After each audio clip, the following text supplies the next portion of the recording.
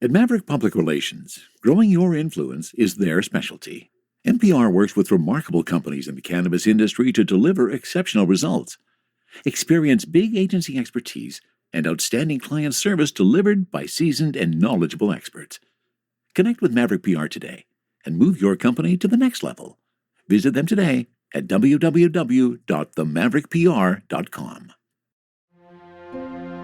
From a studio high above the clouds of the Okanagan Valley, this is the Cannabis Podcast. Exploring the world of Canadian cannabis culture, one toke at a time. Now, here's your host and bud tender, Gary Johnston. Welcome back to the Cannabis Podcast. If this is your first visit, well, you've made the right choice. Hopefully you're going to find some great information over the next few minutes about cannabis and a Canadian's cannabis culture, one toke at a time. This episode, we are going to take a peek at some industry insiders and their advice for our Premier, John Horgan, who has said that he wants to improve the cannabis industry in our province. So we have some ideas for John.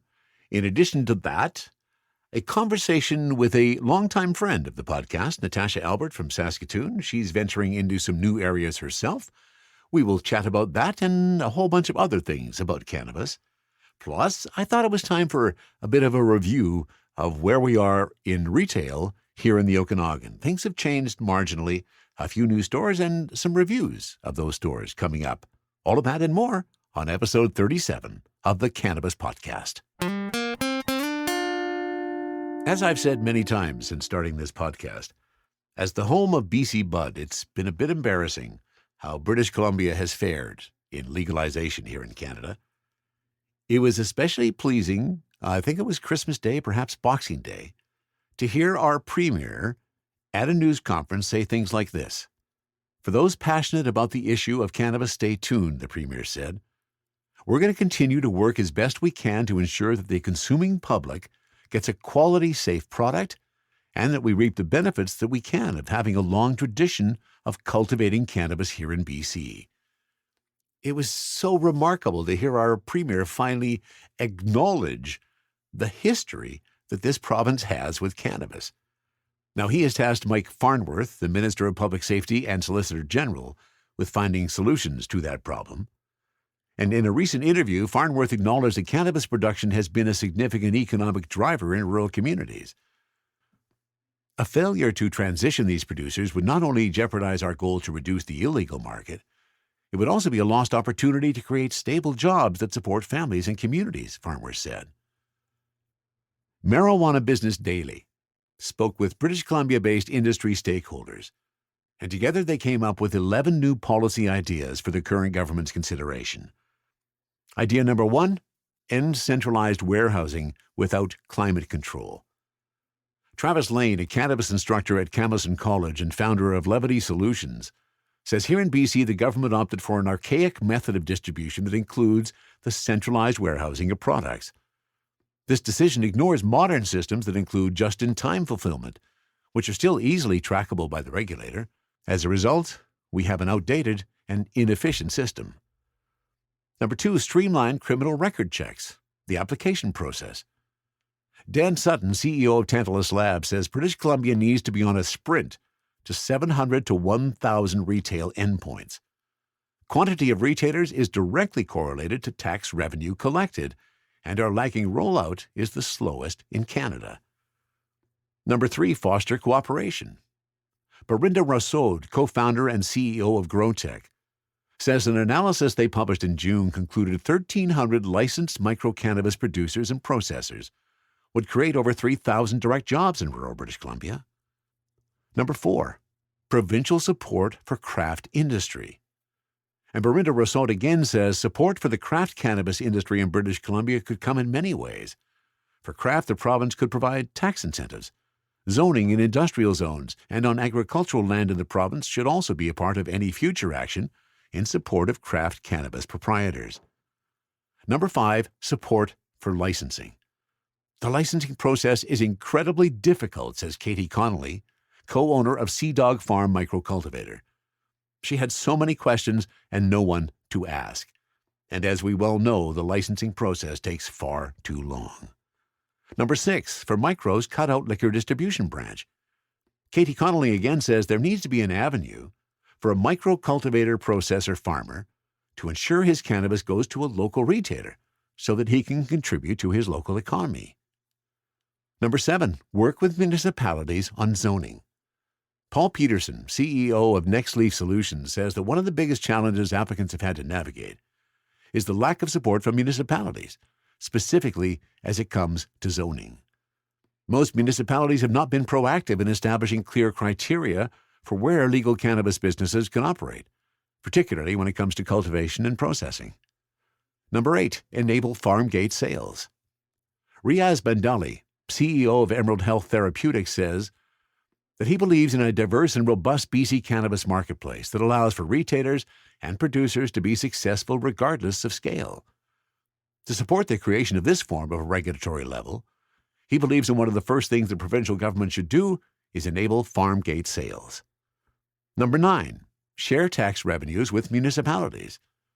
Ian Dawkins, co-founder of Ethan Cannabis Consulting, says the provincial government should come out with a comprehensive and detailed plan about how cannabis excise tax revenue will be shared with local government and what the incentives are for hosting these businesses. Number 10, move cannabis to the Jobs Ministry. Jacqueline Pahota, special advisor for the Association of Canadian Cannabis Retailers, says, take cannabis away from the Solicitor General's mandate and hand it over to a more appropriate ministry like agriculture or jobs. And number 11, play hardball with the feds. Jody Emery, owner of Jody's Joint, says provincial and territorial governments in Canada should begin licensing their own cannabis producers outside the current Federal Health Canada framework. Some fabulous ideas. It would sure be nice to see our provincial government adopt some of those and make some major changes which gets BC back to the level that we earned for so many years, where we once again can be the proud home of BC Bud. From the cannabis-infused studio in the clouds, this is the Cannabis Podcast. I'm not so sure this is something that you want to celebrate, but here we are. Here I am on the coldest day of the year so far in the central Okanagan. We're sitting at minus 17 degrees Celsius out there this morning. Wind chill is taking it down to about minus 25 with the wind that is out there. Luckily, I'm in my home, and I'm not suffering from any of that cold, although I have to go out and about, and boy, you got to bundle up so warmly today. That's kind of what's setting me up for today, the coldest day of the year. Also just had my first hit of the day, and I'm ready to go. It's a Wake and Bake Tuesday. Are you ready for liftoff? Don't miss Canada's #1 cannabis conference and trade show, Lift & Co Expo, coming this May 12 to 15 to Metro Toronto Convention Centre. Level up your industry intel at the Lift Cannabis Business Conference. Connect with movers and shakers from across the cannabis industry and preview new products and services from 250-plus exhibitors. Plus, everyone loves Lift & Co Expo's prizes, live music, and more. Visit liftexpo.ca for tickets. That's liftexpo.ca. And a Wake and Bake Tuesday, where we're going to give Natasha Albert a call and see if we can check in and how things are back in Saskatchewan. If we catch her. Hello? Good morning, Natasha. Good morning. How's it going? Hey, it's going really well. How are you? I'm great. Excellent. Well, the question I have to ask, since this is Canada and it's winter, and here in the Okanagan, we are the coldest day of the year for us, which is about minus 17. Well, how are things in Saskatoon today? Currently, it is a minus 48 with the wind chill. Oh! Okay, that hurts. So if you want to trade. Yeah, okay, well, we'll just do an inversion flip here. You can have our minus 17 feel like it's warm. Yes. My car didn't even want to start this morning. Wow. Yeah, well, even mine had a bit of trouble getting going today. Took a couple of cranks. It's winter in Canada, I guess. There's not much we can do about it, is there? Right. So how have you been since the last time we chatted? I've been pretty decent. I unfortunately had lost my job. Oh, did you? That happens. But yesterday I just had an interview, and it looks like I'll be working at another dispensary, which is nice. Oh, I'm glad to hear that. Yeah, I'm definitely trying my hardest to stay in the cannabis industry. Yeah. Well, I so mean, that's what everybody I- experiences that. I haven't really talked about it much on the show, but the same thing happened to me. A place I was doing bud tending at in the last year for about 7 months, there was some stuff that happened and it just became a little too uncomfortable for me. And so I lost my employment about probably 2 months ago or so now, I guess. It Yeah, happens. it's still new, right? Like, It is, and that's yeah. a lot of people are still learning within the industry, and Absolutely. Yeah. yeah, so And there's definitely going to be some hiccups. there is. I feel for you, Natasha. It's no fun to go down that path. But so you think that this is pretty positive? You're getting a new gig? Oh yeah, I had the interview yesterday, and they really liked my resume and my knowledge and Nice. everything. The only issue that they had is I'm actually starting a podcast. Good for you. So, yeah, it's launching on January 31st, and it's going to be called Smoke Rings with Aquarius. Aha, nice. And yeah, and it's going to be talking like everything cannabis. And I'm going to be trying to focus more on the topic of parenting as a cannabis user. Okay, that's a good focus. So, Excellent. I'm not sure if you had seen it, but CTV met up with me and I did a big segment with them regarding cannabis and parenting. Oh, good for you. No, I didn't see that. Yeah, so it was in Saskatoon. I heard some people in like other provinces had seen it, but it may Yeah. had just been like shared or Yeah. whatnot. But so that was a pretty big thing, and that kind of kicked off my podcast. And now Good for I've got you. quite a few people asking to help me and all that joy. So Excellent. yes, Well, that's great to big hear. news. Yeah, good for you, Natasha. Yeah, man, I'm pleased you. for that. It's always the podcasting world is just huge. There's so many podcasts out there, and There is, everybody finds their niche, and if it works for you, good for you. I wish you all the best of luck on that. I'd love to Thank you. love to hear it, and when you get going, and if you ever need a guest, I'm always open to help you out with that too. That'd be very cool. Absolutely. I would love to have you as a guest. Yeah, nice. Let's talk about now. You may not have the perspective that you had while you were still working, but you probably have a pretty good sense. Have edibles hit Saskatchewan yet? They have, yes. Okay. Yeah. We've got chocolates and tea, gummies, mints. Like, it depends on what store that we are at, but so every store has like a different array or different selection. But yeah, we pretty much got it all rolled out. Oh, nice. And did you find that was creating more interest in the customers who were coming into your store with the edible arrival? Yes. So we had a huge influx of customers coming in. We did also have a bit of customers coming in and complaining again about the prices. Always. And definitely about the THC limit, which I do understand. Yeah, so do I. But I like to remind customers that I think the reason why it's so low is because the government isn't thinking about the seasoned users. I think they're worried more about new consumers who may overindulge. You are absolutely right in that, Natasha, and I'll give you an example of that. So I tried some chocolates. They were the Chowie Wowies. Okay, and yep. 10 milligrams each. And I thought, okay, well, I'm gonna take a sensible approach to this. I'm gonna come into this like I have no experience, and then I'll start with 10 milligrams. What a disappointment that was, because I ate the whole thing, and I kind of tracked it. I came back and I recorded every 30 minutes or so to see whether I was feeding anything. Nothing, absolutely nothing. So I had 2 more. So I bought a total of 30 grams of them. I bought 3 chocolate bars. So later that night, after the 10 milligrams didn't do anything, I thought, okay, well, let's just go immediately to 20 milligrams. Absolutely nothing. What's more, I felt absolutely nothing after consuming those. So my problem that was about the $30 that I spent that gave me absolutely nothing.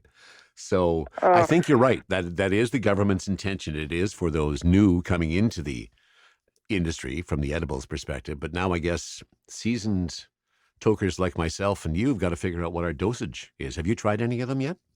I have. I've tried a few of the gummies and the chocolates, and like you said, it didn't do anything for me. Mm-hmm. And I have a low tolerance, Okay. like for edibles. So my tolerance level for edibles, I'd say, would be about 25 to 35 milligrams. Okay. And 10, like usually even with 10 milligrams, I'll feel it. Like I feel a little buzz, but even with these, I didn't feel nothing. And like you said, it's highly disappointing. It is highly disappointing. Like for example, this morning, so I waked and baked. I'm always trying to figure out what the past tense of waked and baked is. This morning, and I smoked one joint before giving you a call this morning. I got a real nice buzz, feeling really good about it. And I know that the THC is different. It's a different high with the edibles, but still, I'm waiting for that moment where I find that magic ingredient number and get an effect. I guess I got to keep trying some of them. I don't know. Yeah, the only way I found out was the first time I tried edibles, I took way too much. Okay, so you did a bit of a green out? Yeah, it was pretty bad. It really can be, yeah. It could be incapacitating. The room was spinning, and I was like, okay, I just need to go to sleep and sleep this off. And I woke up fine, but yeah, exactly. Yeah, it was. It was actually black market edibles that I had tried. So It was stuff that I had gotten from Vancouver while I was there for 420. Okay, yeah. And so I had ate. It was a full brownie, and they told me that it wasn't fully decarboxylated. So if I wanted to throw it in the oven for another 30 minutes or so, and it would double it. Oh, so wow. I'm like, oh, sweet, so I came home, I threw one in the oven and ate it immediately. And I'd say about 45 minutes later, it started to kick in and I was feeling really good. And then it just became way too much. Yeah, 2 hours later, you were incapacitated on the couch, wondering how you were going to get up. Yeah, absolutely. Yeah, it's not a fun experience. I've done that. I had one green out as well. I've talked about it before, and yeah, it was not a fun experience. No, not at all. And that's something I like to remind people, especially like being very, very cautious of their edibles, because as a new user, the last thing I want them to do is to take too much and then be scared. Exactly. Be scared. And the other thing that many people new coming in don't understand is that the length of time that you're going to be impaired is considerably longer with the edibles than it is from smoke. And a lot of people don't get that. They forget about that part of it. So that's good. More education obviously needed, and hopefully the product is going to continue to improve, and I'll find an edible that actually has an effect on me. Hopefully. Now, the other thing I wanted to chat about was, have you noticed, because I certainly have, the product coming out on the legal side of things from all the various LPs is improving. The quality of it, the dryness of it has improved considerably. It's not such a dry product. Have you experienced that same thing in Saskatchewan?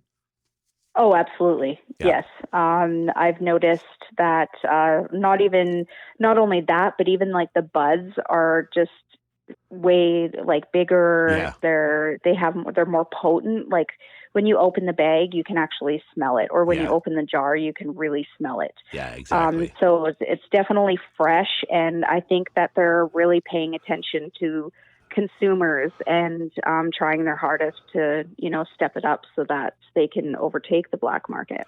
That absolutely, and until they address those quality concerns, that was going to be a never-ending cycle. And I guess the next piece I'm hoping we start to see, and I know there's been some talk about this. I can't think of the LP out there right now that has been promoting an ounce for about $125. Why can't I remember who it is? Yeah. I know who it is, but yeah, so do I. But I'm going to write it off to the fact that I'm stoned, and that's why I can't remember. Let me interrupt myself to bring some clarity to my stone stupor. The name of the company that is producing the $125 ounce, and it's available in Quebec. The company is Hexo, and the brand name is Original Stash. $125.70 taxes in. Now back to our regular programming. I'll look it up and I'll try to post it on the website to figure out what that is. But I thought that was a good movement because once we get to quality, the other thing, the only way that we're going to deal with the black market is to deal with price. It has to come down in price. Absolutely. Yep. It is. And we do see, like, here, the prices have definitely been dropping. Okay. There's been times, like even Boxing Day, they had like some 3.5s or 8s or whatever people call them for as low as $19. Oh, well, that's getting better. So, yeah. Yeah, absolutely. And I mean, I definitely went and picked some of that stuff up because that's definitely cheap. Yeah, because with that, you're getting down to, $160 ounce, which is under 200, which before legalization, that was kind of my mark with all the various dispensaries that were open here in BC. And you could go and get, and that was kind of the mark that was established, a $200 ounce. And I mean, still twice the price of the black market, but comparatively, not the $360 ounces that some dispensaries are getting away with. So I actually seen, where was it? So an LP recently dropped I think it was Whistler. They dropped a flower, and it's CBG. Okay. Yeah. So it's not CBD, Mm-hmm. but there, for an ounce of it, it was like 600 and something. Wow. And like, there's always that part of me that wants to somehow justify why they're making it so high. So I commented, and I was like, it is a harder to come by the CBG is like, absolutely And I said, so maybe that's why they're charging so high. That doesn't mean that it's right, but at the same time, I can kind of understand. Yeah, kind of understand a little bit. And I mean, there has to be, I understand there's going to be some disparity in the prices. There is going to be bargain basement and premium, but I get that part of it. But does it have to be that premium? Yeah, I don't even know anybody that would go out and spend that much money on an ounce.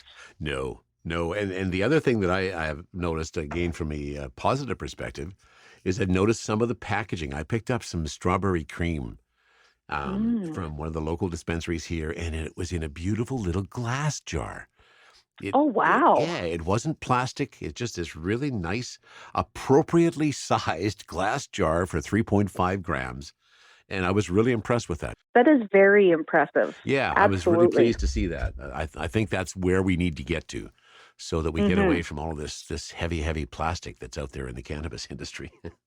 Absolutely. Whether it can be recyclable or not, it's still adding to waste to our communities and everything in our landfills, and it's just unnecessary. Exactly.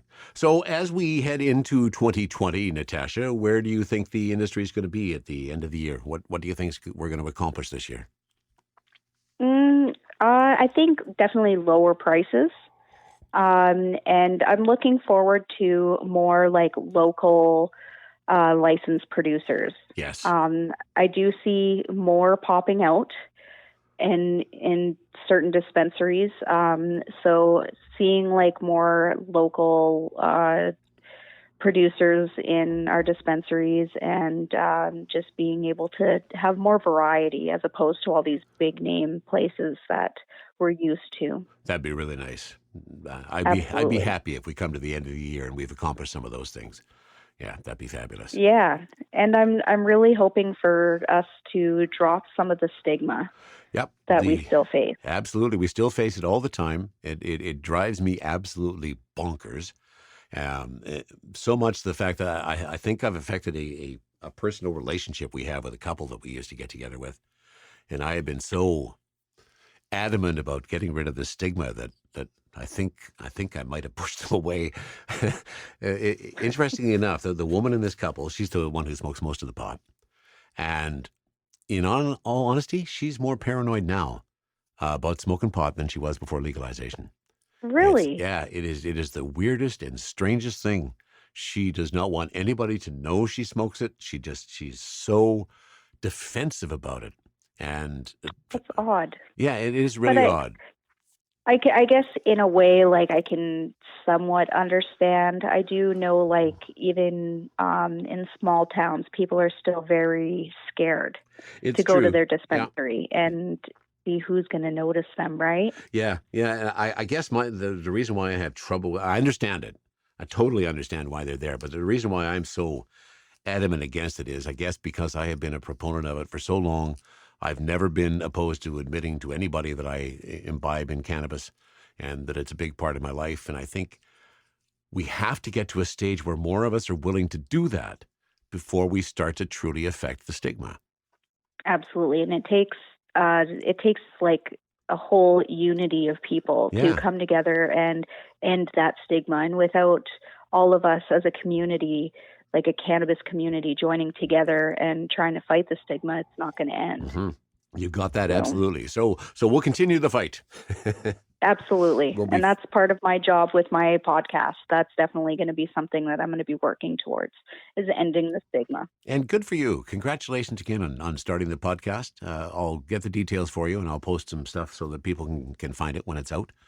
And awesome. Always good to share details about what's happening. Well, it's been another wonderful conversation, Natasha. Thank you so much for taking some time to talk with me today. Thank you for having me on again. So what have you got planned for today? What's on your plate?